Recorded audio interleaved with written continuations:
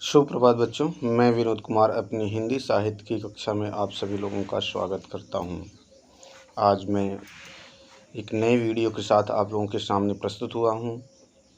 यह video NCERT पुस्तक वितान भाग 2 में संकलित पाठ 2 जूझ शीर्षक से में लिखित है।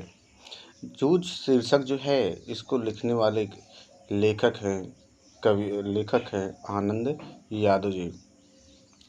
आनंद यादव द्वारा लिखित यह कथा जूझ स्वयं अपने जीवन पर आधारित है। अर्थात आनंद यादव के जीवन में जो लेखक या कवि बनने का जो संघर्ष था, उसी संघर्ष को उन्होंने इस जूझ नामक शीर्षक से प्रदर्शित किया है। आनंद यादव महाराष्ट्र के एक प्रख्यात कथाकार थे और इसी प्रख्यात कथाकार होने के कारण वह बहुत चर्चित और बहुत ही अधिक प्रशंसित हुए। उन्होंने कई कथा साहित्य में अपना योगदान दिया और साथ ही साथ उपन्यास भी लिखे हैं।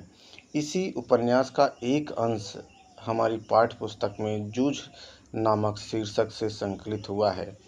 इसमें एक संघर्षशील किशोर या बालक के जीवन के यथार्थ का चित्रण दिखाई देता है। कहने का तात्पर्य कि लेखक अपने जीवन में किस प्रकार अपने लक्ष्य की तरफ कितनी समस्याओं का सामना करता हुआ, संघर्ष करता हुआ, अनेक कठिनाइयों का सामना करता हुआ अपने लक्ष्य तक पहुंचता है, वही इस पाठ के अंतर्गत दर्शाया गया है। यह पाठ सिर्फ लेखक के जीवन को हमारे सामने प्रदर्शित या प्रस्तुत नहीं करता, बल्कि एक संदेश, एक आत्मविश्वास लेकर पहुंचता है हम सभी के बीच में कि किस प्रकार अनेक कठिनाइयाँ, असुविधा, समस्या होने के बावजूद लेखक अपने लक्ष्य की तरफ कैसे अग्रसर करता है, किस प्रकार वह अपने लक्ष्य के प्रति इतना समर्पित रहता है, लोगों को, अपने परिवार वालों को जो लीक से हटकर चलने की सोच रहा था लेखक, किस तरह मनाता है और धीरे धीरे अपने प्रयास से वह अपने लक्ष्य तक पहुंचता है। तो यह एक जीवन दर्शन है, जीवन के प्रति जीने की लालसा और कुछ कर गुजरने की इच्छा को यह पाठ प्रदर्शित करता है। तो यह एक छोटी सी भूमिका थी जो मैंने जूझ से बताया है, जूझ पाठ के अंदर दी गई है। अब पाठ का आरंभ हम करते हैं।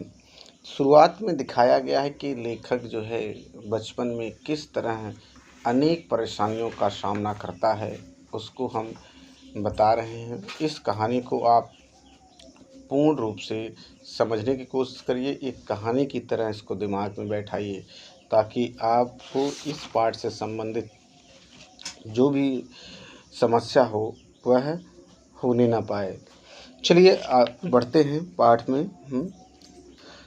लेखक के जीवन की परेशानी को देखते हैं, क्या किस प्रकार वह आरंभिक जीवन में परेशान था पढ़ाई के प्रति, वो दिखाया गया है। पाठशाला जाने के लिए मन तड़पता था। मन तड़पना मतलब मन की बेचैनी है। इसका अर्थ होता है कि पाठशाला जाने के लिए मन तड़पता था, मन बेचैन हो जाता था। वह जाने की उसके अंदर की जो इच्छा थी, अगर नहीं जा पाता तो पूरे दिन वह बेचैन रहता था। लेकिन दादा के सामने, दादा अर्थात पिता के सामने खड़े होकर यह कहने की हिम्मत नहीं होती कि मैं पढ़ने जाऊंगा। डर लगता था कि हड्डी पसली एक कर देगा, अर्थात जैसे ही मैं पढ़ने का नाम लूँगा मेरे पिताजी मुझे पीटेंगे, बहुत अधिक पीटेंगे, यह सोचकर वह डर जाता था। लेकिन इस ताक में रहता था, इस ताक मतलब इंतज़ार में रहता था कि कोई दादा को समझा दे, कोई मेरे पिता को समझा दे कि पढ़ना लिखना कितना जीवन में लाभदायक होता है, पढ़ने लिखने से व्यक्ति कितना समझदार बुद्धिजीवी बन जाता है, अपनी समस्याओं का स्वयं समाधान कर लेता है और जीवन उसका उच्चतर की तरफ बढ़ता है। तो ये सोचता था लेखक कि कोई मेरे पिताजी को समझा दे। मुझे इसका विश्वास था कि जन्म भर खेत में काम करते रहने पर भी कुछ नहीं लगने वाला है। जो बाबा के समय था वह दादा के समय नहीं रहा। यह खेती हमें गड्ढे में ढकेल रही है, अर्थात हमें यह खेती जो दादाजी हमारे या पिता हमारे जो खेती करते हैं, यह मुझे गड्ढे में डाल रही है, अर्थात मेरे जीवन को बर्बाद कर रही है। अब आगे लिखते हैं लेखक, पढ़ जाऊंगा तो नौकरी लग जाएगी, 4 पैसे हाथ में रहेंगे, विठोबा आंडा की तरह कुछ धंधा कारोबार किया जा सकेगा। अंदर ही अंदर इस तरह के विचार लेकर वह जी रहा है। तो ये कह रहा है कि भाई अगर हाथ में 4 पैसे रहेंगे तो फिर विठोबा अंडा की तरह वह कुछ कारोबार धंधा प्रारंभ कर लेगा और वह अत्यधिक धन कमाएगा। उसका यह अपना एक तरह का सोचने का तरीका था। लेकिन ये सारे प्रश्न उसके अंतर्मन में ही, उसके मन के अंदर ही चलते रहते थे। ये विचार उसके मन के अंदर चलते रहते थे, लेकिन वह अपने पिता से यह बात प्रकट नहीं कर पाता था। उसकी अपनी हिम्मत नहीं थी। आगे चलते हैं। दिवाली बीत जाने पर महीना भर ईख पेरने का कूल्हे चलाना होता। मतलब ईख पेरने, जैसे ईख का जो रस निकाला जाता था पहले के समय में, तो वो कूल्हे पे निकाला जाता था। कूल्हा ऐसा यंत्र रहता था, कह सकते हैं कि पत्थर का बना एक बड़ा सा पत्थर हुआ करता था। उसमें ईख को छोटे छोटे टुकड़ों में बांट कर, काट कर, डालकर उसको पेरा जाता था। पेराई करके रस निकाला जाता था। अब ये दिवाली बीत जाने पर महीने भर ईख पेरने का कूल्हा चलाना होता। तो इस तरह का काम करना होता था। कोल्हा नहीं, कोल्हू जरा जल्दी शुरू किया तो दादा की समझ से ईख की अच्छी खासी कीमत मिल जाएगी। कहने का मतलब, अगर कोल्हू जल्दी चल गया, अगर ईख पेरने का जो व्यवसाय है उसका अगर जल्दी आरंभ हो जाता है, तो ईख से या गन्ने से उसको अच्छा दाम मिल जाता। यह उसकी समझ कुछ हद तक सही थी। जब चारों ओर कोल्हू चलने लगते तो बाजार में गुड़ की बहुतायत हो जाती और भाव नीचे उतर आते। कहने का तात्पर्य, यदि व्यापार आरंभ करना उसके पिता का सोचना था तो सबसे पहले कोल्हू आरंभ करना चाहिए। ईख सबसे पहले पेरना चाहिए, ताकि ईख पेरने के बाद जब उससे गुड़ बन जाए तो वो बाज़ार में जल्दी ले जाएगा। तो बाज़ार में उसमें गुड़ की कमी रहेगी, तो उसको एक अच्छा दाम मिल सकता है। लेकिन अगर यही कार्य देर से आरंभ करता है तो बाज़ार में, या कहते हैं गांव गिराव में, सबका कोल्हू चलने लगता है। सब पेराई करके अपना गुड़ बनाकर बाज़ार में जब ले जाएंगे तो ज़्यादा चीज़ें होंगी, तो उसका जो प्रभाव रहेगा बाज़ार के ऊपर, उसके दाम कम रहेंगे। इसीलिए उसका पिता सोचता था, और उसके पिता का सोचना काफ़ी हद तक सही था। उस समय नंबर 1 और नंबर 2 का गुड़ बहुत आता, और हमारे जैसे खेतों पर ही बनाए गए नंबर 3 के गुड़ को कौन पूछता। कहते हैं बहुत नंबर 1 नंबर 2 का गुड़, कहने का मतलब बहुत ही अच्छा गुड़ आता था बाज़ार में। लेकिन हमारे खेत में जो गुड़ बनाए जाते थे वो नंबर 3 पे आते थे। नंबर 1 और 2 के गुड़ अगर यदि आ जाते हैं तो नंबर 3 के गुड़ को कौन पूछता। बाकी के किसान दूसरे ढंग से विचार करते थे। उनका मत था कि यदि ईख को और कुछ दिन खेत में खड़ी रहने दिया गया तो गुड़ जरा ज़्यादा निकलता है। देर तक खड़ी रहने वाली ईख के रस में पानी की मात्रा कम होती है और रस गाढ़ा हो जाता है, जिसके कारण ज़्यादा गुड़ निकलता है। लेकिन दादा की समझ से गुड़ ज़्यादा निकलने की अपेक्षा भाव ज़्यादा मिलना चाहिए। इसलिए सारे गांव भर में हमारा कोल्हू सबसे पहले शुरू होता था। कहने का तात्पर्य देखिए, यहाँ किसान किस तरह खेती की समझ रखता है, खेती कैसी की जाए उसकी समझ रखता है। लेखक का दादा अर्थात उसके पिताजी का सोचना ये था, या उसके गांव वाले या किसान अधिकतर यही सोचते थे कि भाई यदि हम ईख को कुछ दिन बाद अगर प्रेरणा आरंभ करते हैं तो ईख के अंदर का जो रस है वह थोड़ा मोटा हो जाता है, उसमें पानी की मात्रा थोड़ी कम हो जाती है। यदि पानी की मात्रा कम हो जाती है तब गन्ने की पेराई की जाए तो गन्ने की पेराई करने के उपरांत जब गुड़ बनाया जाता है तो गुड़ अधिक निकलता है, ज़्यादा मीठा होता है, स्वादिष्ट होता है। तो लोग सोचते हैं, ज़्यादातर लोगों का यही सोचना होता है कि भाई ईख को जल्दी न पेरने से पहले ना पेरा जाए, बल्कि उसके बाद कुछ दिन बाद पेरा जाए ताकि पानी की कमी हो, गुड़ ज़्यादा हो, स्वादिष्ट हो।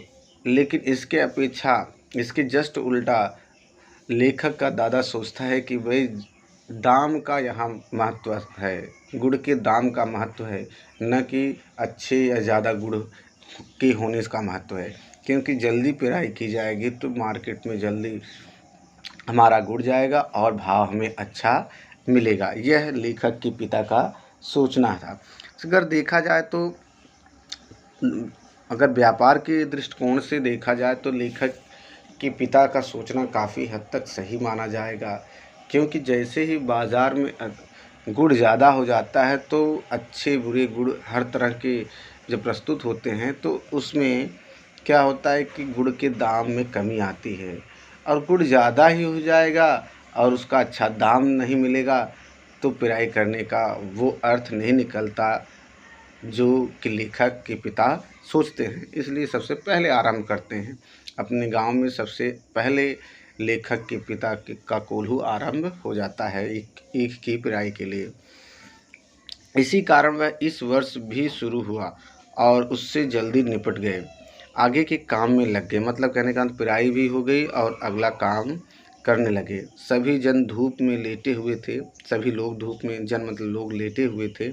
माँ धूप में कंडे थाप रही थी, मतलब गोबर से बना छोटा छोटा जो भाग होता है उसको कंडा कहा जाता है।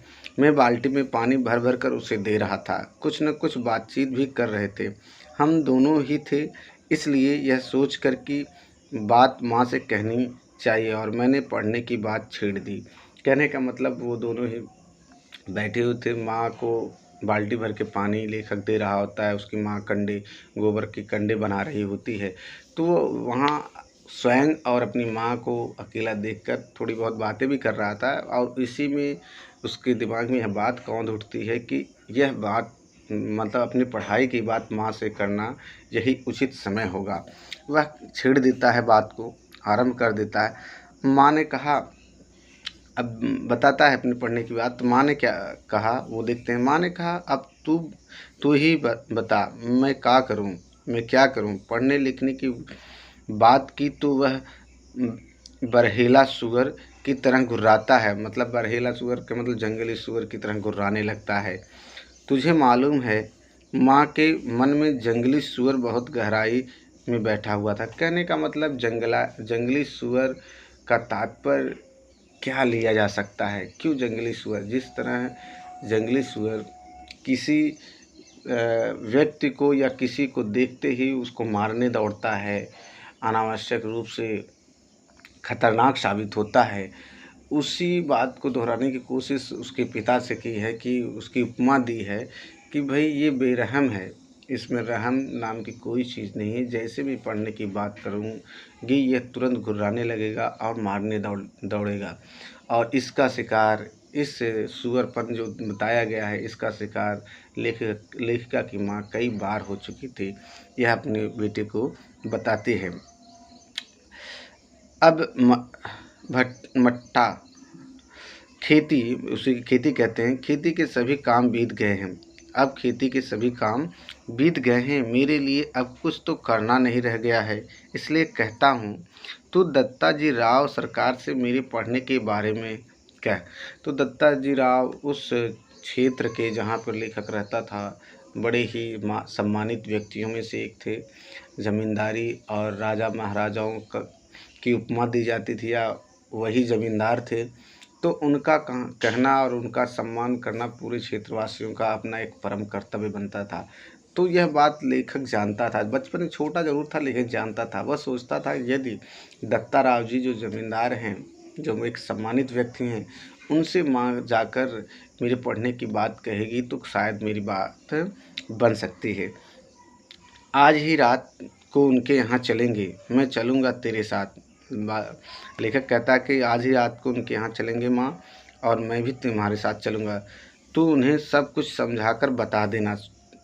तो वे दादा को ठीक तरह से समझा देंगे। कहने का मतलब दत्ता जी राव से सारी बातें बता देना, अच्छे से समझा देना, तब दत्ता जी राव पिताजी को समझाएंगे। तो यहाँ तक बात होती है लेखक और लेखक की माँ से किस तरह बात हुई है पढ़ने लिखने की बात, और कि फिर एक समाधान लेखक निकालता है कि दत्ता राव जी से मिलकर बातचीत की जाए और फिर दत्ता राव जी उनको समझाएंगे पिताजी को। ठीक है, माँ कहती है ठीक है चलेंगे। माँ ने हाँ तो कि, लेकिन अंदर से माँ के स्वर में उदासी थी। मतलब एक उदासी का होना एक ये है कि यहाँ पर स्वयं माँ अपने पति से नहीं कह पा रही है अपनी बेटी को पढ़ने के लिए, किसी दूसरे से कहलवाने की कोशिश कर रही है, और उसको लग रहा है कि पता नहीं मेरे कहने पर दत्ता राव जी बात करेंगे, और बात करेंगे कि मेरा पति मानेगा कि नहीं। कई बातें उसके दिमाग में कौंध रही थी। मुझे भी मालूम था कि इतना करने पर भी कोई लाभ नहीं होगा, लेकिन वह मेरा मन रखने के लिए जाने को तैयार हो गई। वो जानता था लेखक कि हो सकता है कोई लाभ न मिले, फिर भी उसकी माँ मेरा मन रखने के लिए तैयार हो गई। मेरी तड़पन वह समझती थी, वह बेरुखी समझती थी, मेरा दुख समझती थी मेरी माँ। 7वीं तक पढ़ाने की उसके मन में तैयारी थी, लेकिन दादा के आगे उसका बस नहीं चलता था। कहने का मतलब 7वीं कक्षा में उसको पढ़ाने की इच्छा थी उसकी माँ की, लेकिन उसके पिता के आगे उसकी माँ की कुछ चलती वलती नहीं थी। अब देखिए यहाँ पर लेखक बालक है, वह किस प्रकार एक योजना बनाता है अपनी पढ़ने की। अपनी माँ से बातचीत करता है। माँ से जब बातचीत करने के उपरांत जब कोई समाधान नहीं निकलता तो तुरंत माँ को दत्ता राव जी की तरफ आकर्षित करता है। मतलब दत्ता राव जी के बारे में बताता है कि वहाँ चल के बात की जाए। तो यहाँ पर एक छोटा बालक अपनी शिक्षा ग्रहण करने के लिए किस प्रकार मानसिक रूप से संघर्ष करता हुआ नज़र आ रहा है, और साथ ही साथ किस प्रकार की योजना बना रहा है कि अपने पढ़ने लिखने की। तो ये छोटा सा जो अंश आज मैंने पढ़ाया है आनंद यादव लेखक द्वारा लिखित जूझ पाठ को, इसको धीरे धीरे इस उपन्यास को समझने की कोशिश करिए कि किस तरह वह अपनी जीवन में जो लक्ष्य बनाकर उसने रखा है, किस तरह उसको प्राप्त करने के लिए एक योजना तैयार कर रहा है। सारी चीज़ें, सारी विषमताएँ, सारे रास्ते उसके लिए बंद हैं, लेकिन फिर भी उन्हीं रास्तों में से किसी एक रास्ते को खोलकर अपने लक्ष्य तक कैसे पहुंचने की कोशिश कर रहा है। तो आज के लिए इतना ही, आगे हम कल पढ़ेंगे। धन्यवाद।